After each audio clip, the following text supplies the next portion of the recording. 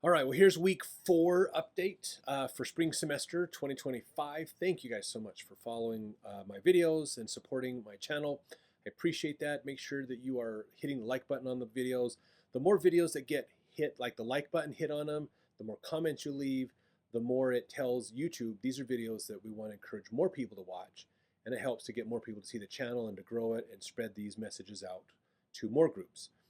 Today, we got a lot to cover. I want you to stick around. Seriously, there's so much fun stuff we're going to cover. Did you know that there is a certain personality of a person who goes to church that is the most prejudiced, basically? It's so fascinating. There's a study done that found that religious people are more prejudiced than non-religious, but it's not just all religious. It actually, there's a certain type of religious person that is more prejudiced than other religious people and more prejudiced than even the non-believers as well. We're going to talk about that, and it's absolutely fascinating. So stick around. That's kind of towards the end. We're going to get into that one, but it's really an eye-opening study that was done.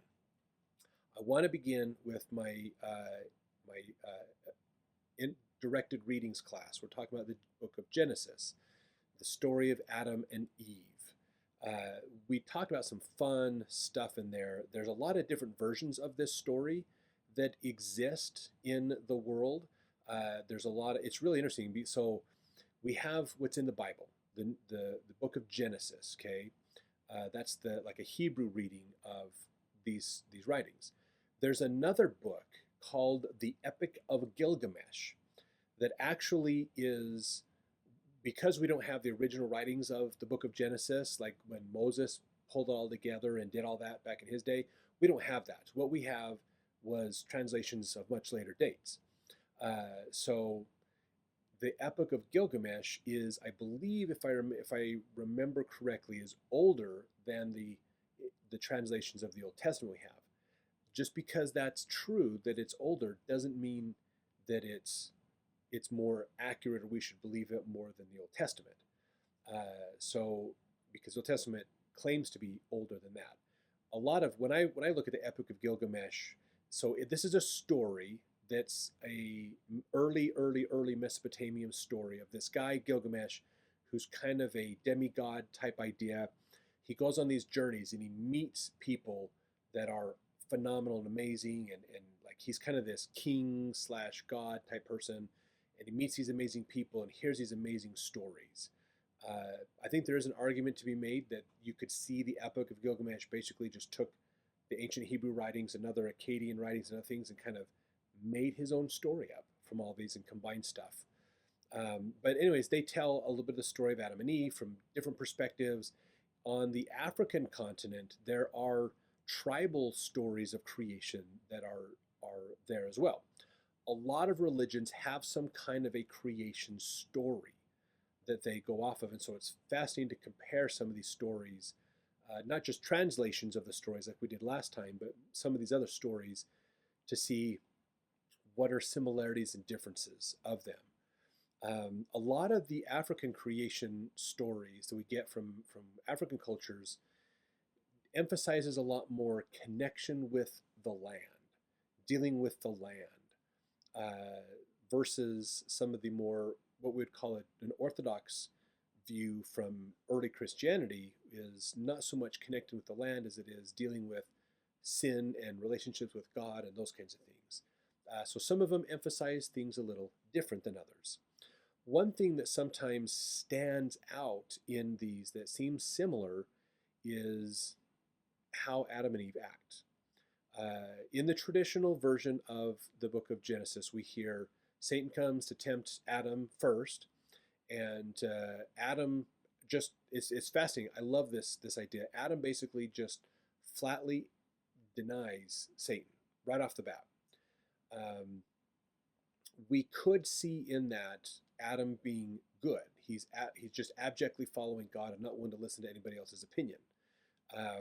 But I think that might be not as accurate as we wish it was. I think if we really look at Adam's situation, I honestly believe more than not what he did was ignorance. I mean, if you think about it, what is the most male thing that a guy could do? ignore everybody else's advice and say that his advice is the most correct advice. I mean, honestly, that's probably the most male thing that could happen, and that's exactly what Adam did. He trusted his advice and wasn't one to listen to somebody else's opinion. So when Satan then goes to Eve, we find a difference. We find that Eve interacts with Satan, has a conversation to understand things better.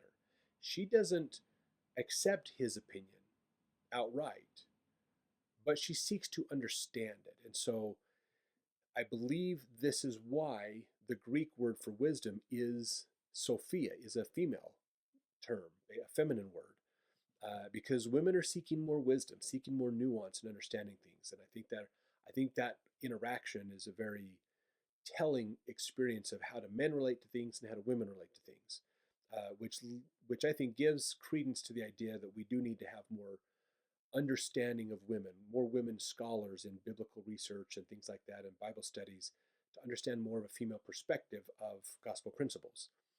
I think there's a big argument to be made about that, and I'll probably maybe do a video about all of that some other time. But we see in Eve, and this is quite common among a lot of creation myths, Eve is the smarter one. Eve is wiser. She starts to understand that, oh, I get that there's a contrary here. And that's the problem. Instead of just simply saying, don't eat the tree, she's going, wait a minute here. But this is the other thing that God asks us to do. But I can't do that without breaking this. And I can't keep this without not doing this. So one of these has to win out. And then she realizes, oh, we're supposed to go this way. And so then she has to go convince Adam to eat the. And so when she brings her wisdom to Adam, he goes, now I understand.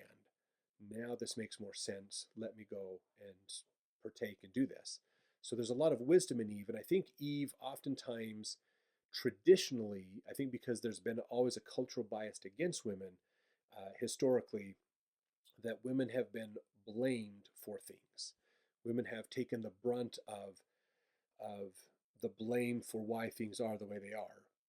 Because Eve is the reason Adam and Eve left the garden. I mean, if you think about it, if Eve told Satan, hey, Satan, what did Adam tell you? And Satan said, well, Adam said he's not going to eat it. Well, then I'm not going to eat it either. They would have left the garden, but then none of us would be here either. So Eve was the one that took the time to find the wisdom. And so I think we need to celebrate Eve more than hate on Eve in that situation, that she started to understand the complexities behind the simplicity of the gospel message and was able to see the better path to take. Which again lends us to that point that how women think is different than men and is valuable in understanding and other ways to think about the gospel that can help us to better understand it. So in a lot of cases, Eve is more celebrated in some other creation myths. There are some creation myths where she is put down more, but even some myths put her as like a main figure, almost above Adam. So it's really interesting.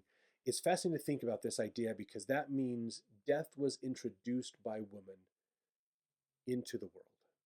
No one could die until after Eve took the fruit and then convinced Adam to take the fruit.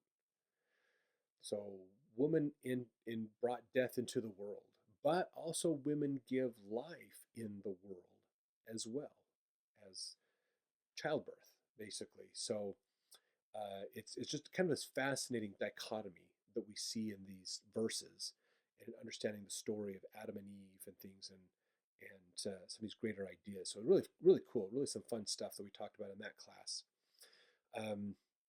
In my 3000 level class, my historical research class, we spent a lot of time this week talking about secondary sources and more evaluations of research. So a secondary source when doing historical research is a source that is somebody else's opinion of primary sources. So like we talked about last week, primary sources are the sources that were created during the moment whatever happened in history happened. So journal entries, statistical reports, receipts, for purchases and other things, ship manifests, that kind of stuff is primary source documentation. Secondary source is when somebody takes time to evaluate the primary sources and makes some kind of an assumption or theory about them. So when you read someone's book about a time in history, you are reading a secondary source, basically. So when you're doing historical research, you want to have a mix of primary and secondary sources, depending upon what kind of research you're doing. Okay, there is some research, and one thing we talked a lot about this week was what's called historiography. Historiography is basically the study of history to an extent. So a historiographer would say, okay, let's take all the writings and all the research that's been done about a topic in history, and I'm going to write about all their stuff. So this might sound weird, like why do you want just a document that talks about all the other books that are written about a topic? It sounds weird, but actually in historical research, historiographies are very valuable. So a historiography is helpful because let's say you want to dig deeper into a topic. Well, a faster way than just going out and trying to find all the books on the topic and read all the books on the topic, if you went to a historiography of that topic, they can help you navigate through, oh, here's all the different books that are written about that topic.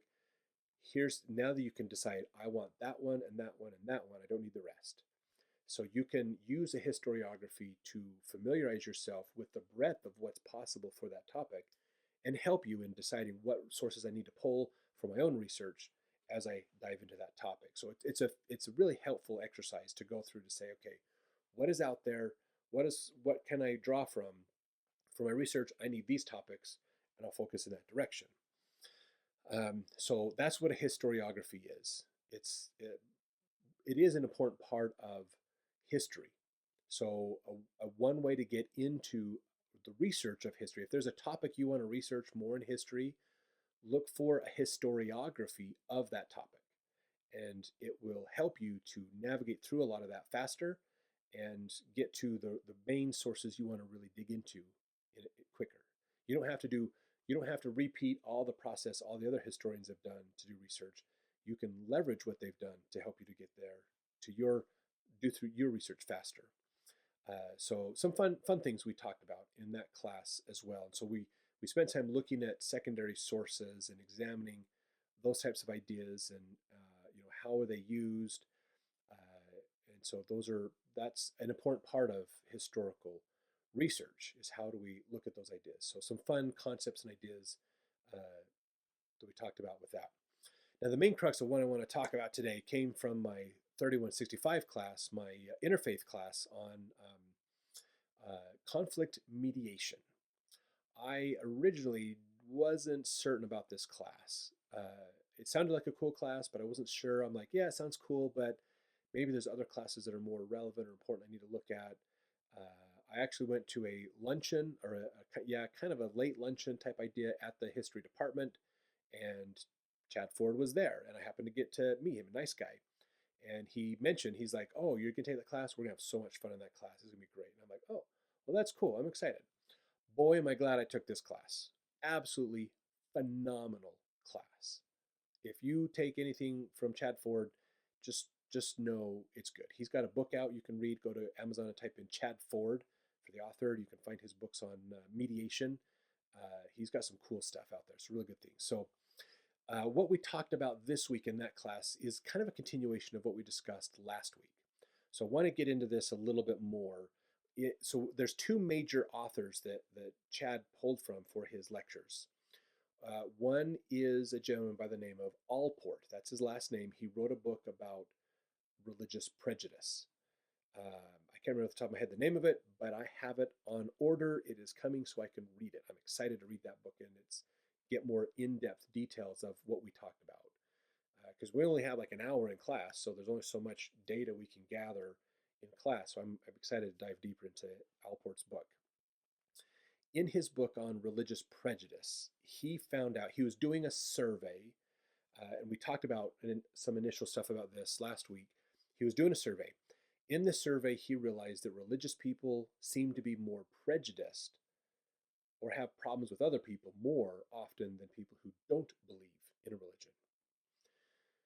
And so he thought there's got to be more to this. And so he dug into this more and realized that there's a certain type of religious person that ends up having more prejudice than other types of religious people. So he in his survey he realized there's two, in a way there's like two personalities of who is involved with religion.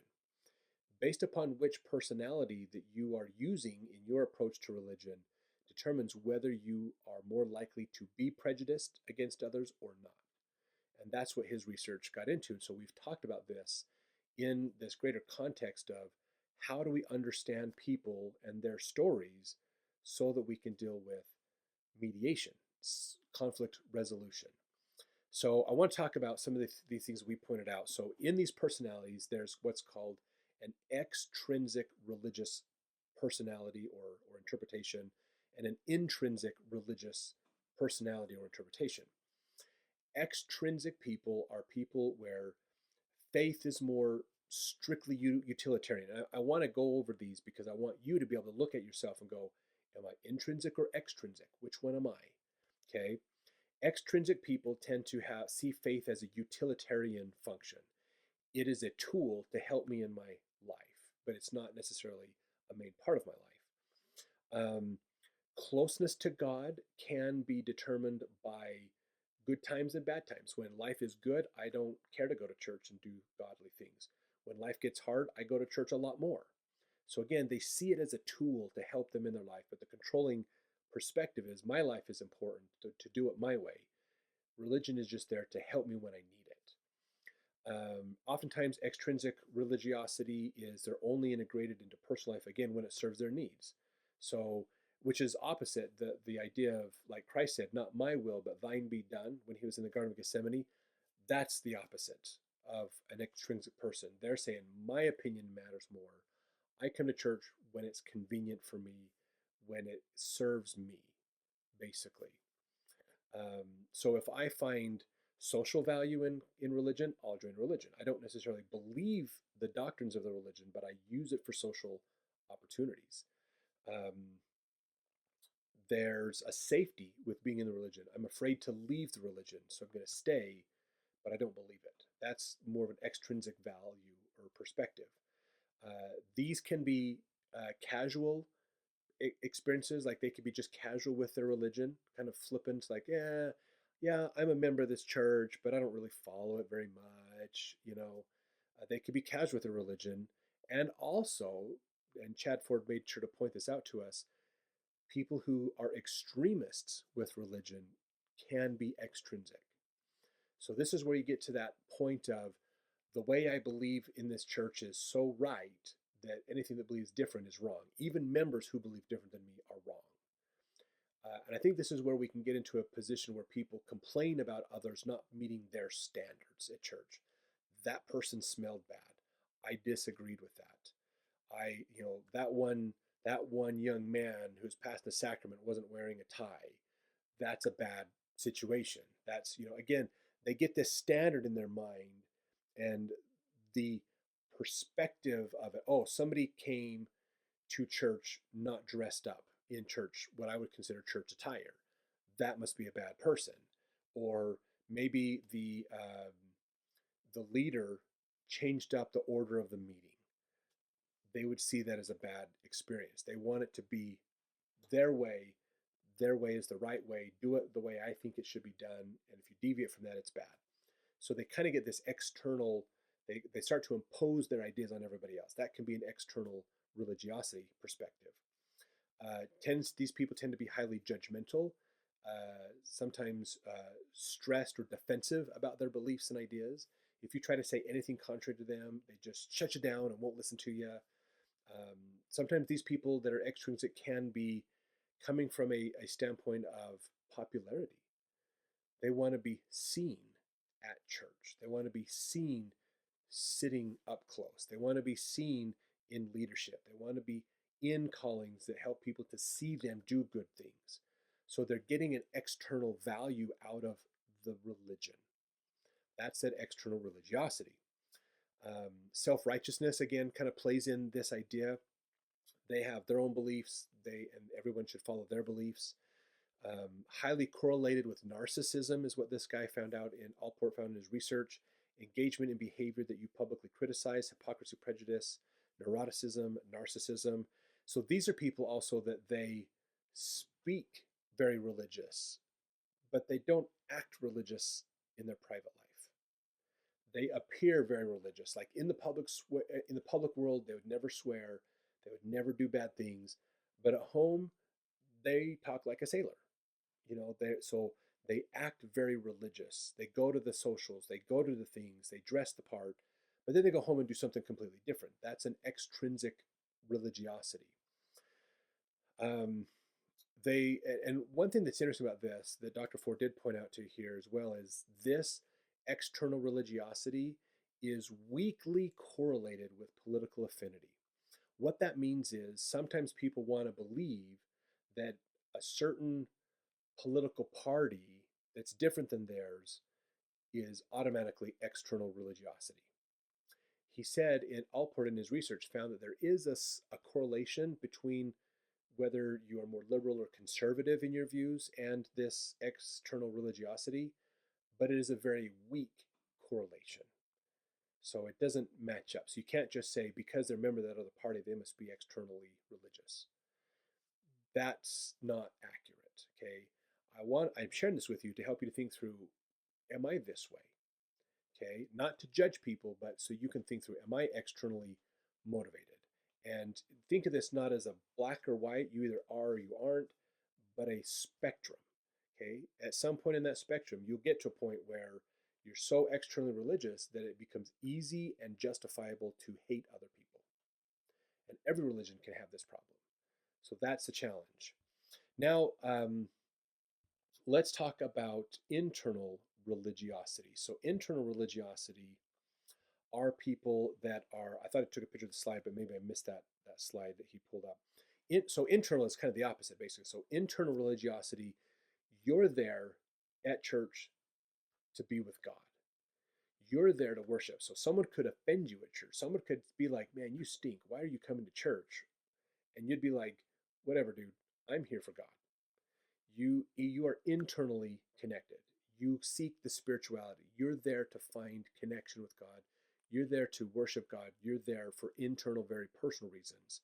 Not You don't care about the external stuff. You don't care whether anybody sees you in a calling or not. You just want to do a good job.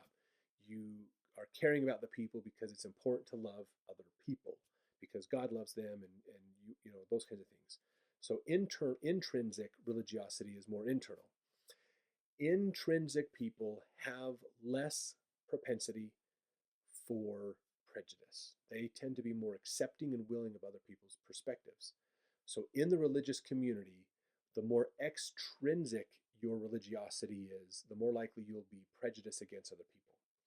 The more intrinsic, so I mean, the closer you come to just worshiping God and kind of letting people be people, the less you worry about prejudices and arguing against other people. So it's a fascinating discussion, fascinating thing to look at. You know, what is my congregation or my ward or my membership? Do we have more of one or the other? And again, let's not use this to judge other people, to bludgeon them, you know, to adjust reason to justify why we don't like them, because again, that would be prejudice by itself. But realize, how can we help more people become intrinsic in their religiosity? That's important. That's a good way to look at it. How can we bring people closer to Christ, and that personal relationship with Christ is a very important one. So we discuss these ideas because we want to look at a concept that Allport brought forward called worldview or world viewing. When we look at the world, which we do all day long, we have a whole bunch of different perspectives we take when we look at the world. And we talked about some of these. So one of them is what we call ontology, which is understanding what is truth. These are ontology is truth claims. What are the claims to truth? Logic. How is everything organized? How is the reality, the real things organized out? What is the logic behind it? So this could be thinking of like the process of administering ordinances or things like that. Axiology is understanding what is valuable in all of this and what's important. So what is the meaning we're getting from all this? What is the value I can derive from my religion? Epistemology is how do we know the truth claims are true. So epistemology is proving ontology. So ontology is truth claims. Epistemology is how we know those are true. So epistemology is a study of how to find truth in a way, how to discern truth. Um, and so that's another layer. How do we know that our truth claims are actually true? Are we subjective or objective in our understanding? And then our ethic is how should we act? Basically, how should we behave based on all this? So some fun stuff we talked about, and we as humans oftentimes get into situations, we use all these factors, okay? So when we think of a worldview, a perspective how the world should be, all these factors come into play. And sometimes they'll cause conflict with other people who have a different perspective of the worldview than us. And understanding each person's worldview can then help us go, oh, okay, I understand you have this truth claim, and that's because of that truth claim, that's where we have a disagreement. Okay, so let's talk more epistemology. How do we know it's true or not? So you can kind of look at this idea and think about these different frameworks and say, okay, these are multi-layered. They're layered on top of each other. This is the complexity of our perspectives. We don't pay attention to it, but we operate from this all the time. The more we can understand where we're coming from, and the more we understand where they're coming from, then the more we can find a way to work together. Uh, Chad brought up a great example from history, recent history, in fact, on this. And we studied a little bit about the Branch Davidian dilemma that happened. Now, if you're like, well, that sounds familiar, in Waco, Texas, okay, long before um, Magnolia Productions, I just forgot their name, the couple that remodels all the homes in Waco.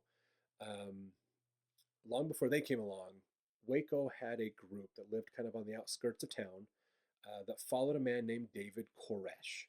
David Koresh believed he was a prophet of God and was sent to interpret the scriptures and to help people be prepared for the coming of Christ. And he gained a large following, and they built a compound, basically this large multi-roomed kind of building where everybody could live in this structure. Because they were kind of believers in apocalypse, like the world's going to fall apart, it's going to be destroyed. So therefore, our compound needs to be built in a way to preserve our people. So kind of a prepper mentality is what they took on. And so they had food storage, they had water supplies, they had things, and guns and ammunition were one of them. Well, in their experiences of being a member of this Branch Davidian group, um, the ATF got word that they had some illegal firearms in their compound. And so they were violating some laws around firearms in their compound. So they got a warrant and they went to serve this warrant. This is back in, I believe, 1993. If you want to go look this up, it's wild experience. So they went back and served the warrant and were kicked out. They were told, you can't come and serve your warrant. We do not accept governmental authority here. We are governed by God's authority. Therefore, we believe we supersede governmental authority. So the Branch Davidians' beliefs are more, we're with God. We are right because we're with God, and you're with man, and man is not right. And so our laws supersede your laws. So your subpoenas don't work here. Your warrants don't work here. Well, the FBI and the ATF are like, wait a minute. You're part of the United States of America, and the U.S. government is the law, the Constitution, the laws of the land are the laws. You need to follow our laws. We are enforcing the laws, and we are right, and you are wrong. So do you see how both of them saw themselves as right and the other one wrong? Their worldviews were at opposites of each other. So as they communicated and negotiated, they talked past each other because they didn't take the time to understand each other's world views. I think if they had, the ATF would have said, well, raiding the compound is a lost cause because their beliefs are they're expecting us to raid the compound. and therefore they're going to be prepared for us to raid the compound. Because most of the time, if a warrant, if the cops are pushed out from serving a warrant, they're going to use force, because that's where power can derive from, is the use of force. So that's when they call in the SWAT teams, they call in the guys with the tactical gear who can raid into the building unannounced and basically force their way in using violence to overpower the people and to get done what they need done.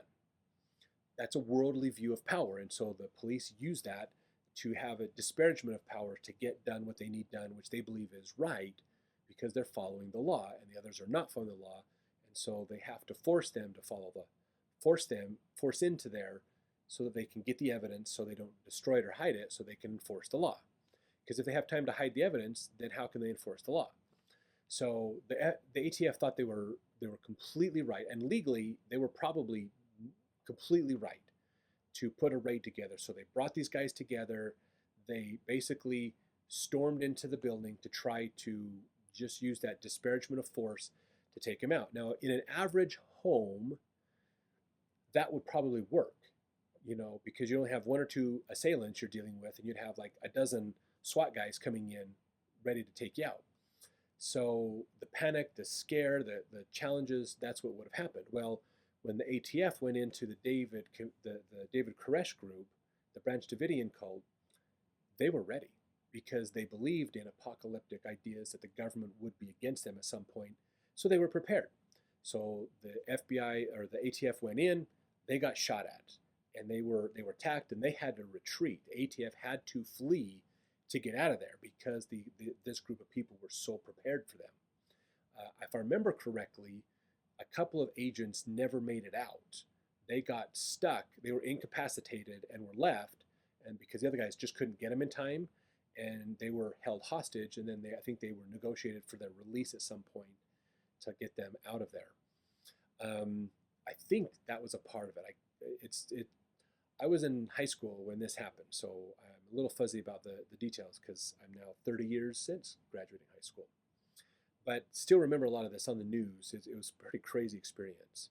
So after a standoff that lasted months, basically, from like February to April is when this happened, the ATF decided, we're going to raid them again. We're going to go in with a different tactic. So they threw tear gas in to get the people to disperse and not be thinking about defending themselves. And then they ran a battering ram that's attached to the front of a vehicle, if I remember right, through a concrete wall, or a cinder block wall, bust through a wall, so they're not coming through the main doors. They're going to come in, make their own entry, come in a whole different direction to get an element of surprise, run in with their gas masks on so they're not affected by the tear gas, and arrest all the Branch Davidians and take over the place. Well, when this happened, they picked the wrong part of the building to attack with that battering ram and the tear gas, and they ended up sparking a fire, which caught the gas on fire, which basically turned into an incendiary bomb inside the building and caused the whole building to burn down and killing everybody, almost everybody. Some Branch Davidians were arrested and fled and got out of there, but most of them died. All the ones who fled said it's the ATF's fault that the place burned down. They killed us. The ATF said these guys had a suicide pact. They killed themselves before we could do anything, and so they're blaming each other. And even to this day, there's still a lot of consternation about what happened in that. But he brought this up to give us this idea of speaking past our values. So when there's conflict, it's important for us to take the time to seek opportunities to understand each other, come together. And so these are some of the ideas that we went into. I'm trying to think if there's something else I was going to bring up. And he says, in religion, there's a major problem with this, because when two religions have a disagreement, they bring their truth claims to the table. And so they both think they're right because they believe God is on their side. I'll put in the description. We watched a video on Tuesday. I think I brought it up. I'll put a description. No, actually, I didn't bring it up because we watched it this week. A funny kind of version of this on Comedy Central during one of the older tapings of The Daily Show, not the more recent ones on Apple TV Plus. on the Daily Show, they got Steve Carell and Stephen Colbert they had this skit that they would do called Even Steven. And on this skit, they would take opposing views of a topic and then they would debate it in a comical way. And so on this one, I'll put the link in the show notes here in the description of the video. They did an Even Steven on Christianity versus Islam. And it's hilarious. It is quite irreverent, so just take it off the grain of salt. It's just comedians doing stuff, but it's really pretty entertaining to watch. But again, this is idea of how do we understand each other and find common ground. They don't want to, it's funny because they don't want to find common ground, and so they try to prove their truth claims by having a pray off. They're going to pray to have their God smite the other person who's wrong. And then what's fascinating is when they're done, neither one are smited. And so now they have to realize, now we have to come up with something else. And so they decide to hate a common enemy, which was the Jew. So it's really entertaining. It's really funny skit that they do, but it's the same idea of talking past each other. And so we have to realize that when we get into conflict, we have to be willing to be open that maybe some of our views are wrong, maybe some of theirs views are right. Let's come together to understand things. And it doesn't mean they get everything right and we get nothing out of it. But we have to find a way to work together, which means give and take on both sides. And that's important when we have conflict. So fun stuff. If you want to read Allport's book, it's a fascinating book that he did. Let me see if I can pull it up really quick on Amazon for you. So his book is called, if it'll work, okay, so let's see. The Nature of Prejudice is the name of his book. You can get it on Amazon. The one we used last week as well from Vulcan is Blind Trust, Large Groups and Their Leaders in Times of Crisis and Terror.